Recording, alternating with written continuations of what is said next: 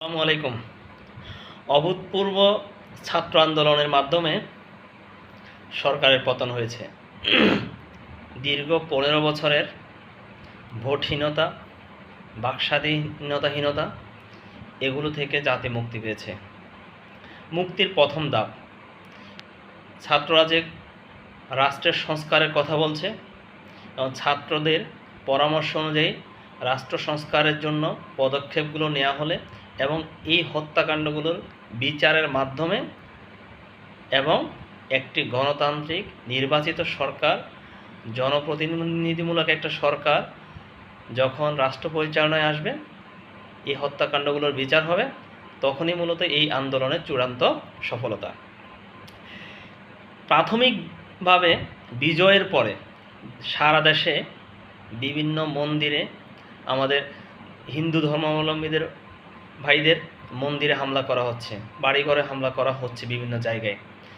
এটা কোনোভাবেই একজন মুসলমানের দ্বারা সম্ভব নয়, একজন স্বাধীনতাকামী দ্বারা সম্ভব নয়, একজন ভিন্ন মতের প্রতি শ্রদ্ধাশীল মানুষের দ্বারা কোনোভাবে সম্ভব নয়। এই দেশ সাম্প্রদায়িক সম্প্রীতির দেশ। এখানে ভিন্ন ধর্মাবলম্বী ভাইয়েরা, আমরা মুসলমান, হিন্দু, বৌদ্ধ, খ্রিস্টান সবাই একসাথে বসবাস করে, গলায় গলায় মিলিয়ে, কাঁধে কাঁধ মিলিয়ে বসবাস করে। এখন হিন্দু ভাইদের মন্দিরে হামলা করা কোনো সুস্থ মানুষের দ্বারা সম্ভব না, কোনো মুসলমানের দ্বারা অসম্ভব। কেননা আমরা যারা ইসলাম ধর্ম অনুসরণ করে আমরা জানি, ভিন্ন ধর্মের উপাসনালয়ে হামলা করা এটা জঘন্যতম পাপ, অপরাধ। এটার জন্য আল্লাহর কাছে জবাবদিহি করতে হবে। তো আমার বিশ্বাস, এই হামলার পেছনেও এই আন্দোলনকে, ছাত্র জনতার এই গণ অভ্যুত্থানকে কালিমা লেপন করার জন্য পিছনে ষড়যন্ত্র চলছে। এর বাইরে এই ছাত্র আন্দোলনের সুফল ভোগ করে কিছু মানুষ নিজেদের ব্যক্তিগত ক্ষোভ চরিতার্থ করতে চাচ্ছে। এটা কোনোভাবেই কাম্য নয়, এটা কোনোভাবে হতে পারে না, এটা ঘৃণিত কাজ।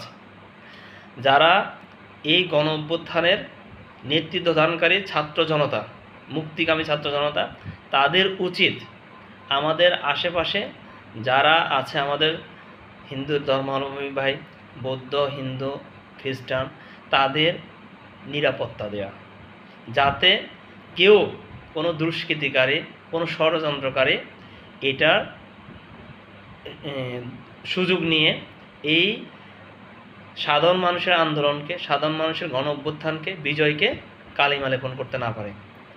আর আবারও বলছি, কোনো মুসলমানের দ্বারা কোনোভাবেই, যদি সে ইসলাম বিশ্বাস করে, আল্লাহ রাসূল বিশ্বাস করে, কোনোভাবেই কোনো শান্তিপ্রিয় ভিন্ন ধর্মের মানুষের উপরে আঘাত করার কোনো অধিকার নাই, কোনোভাবেই ইসলাম এটাকে সাপোর্ট করে না।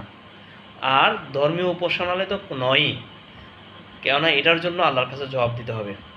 একজন নিরপরাধ মানুষকে আঘাত করলে আল্লাহর কাছে জবাব দিতে হবে। একটা নিরপরাধ মানুষের, ভিন্ন ধর্মের মানুষের উপাসনালয়ে হামলা করলে এটার জন্য আল্লাহর কাছে জবাব দিতে হবে। সুতরাং প্রত্যেকেই, আমরা যারা শান্তিপ্রিয় মানুষ, আমাদের এই বিষয়ে সচেতন থাকা উচিত। আর যারা এই আন্দোলনে নেতৃত্ব দিচ্ছেন, তাদের কাছে অনুরোধ, রাজনৈতিক দল নেতাকর্মীদের কাছে অনুরোধ করছে, আপনারা আপনাদের আশেপাশের মন্দির, তারপর প্যাগোডা, এগুলোকে নিরাপত্তা দিন। পাশাপাশি সতর্ক থাকুন, নজর রাখুন, যাতে কোনো দুষ্কৃতিকারী, ষড়যন্ত্রকারী আপনাদের এই আন্দোলনকে, আপনাদের এই সফলতাকে কালিমা লেপন করতে না পারে। ধন্যবাদ।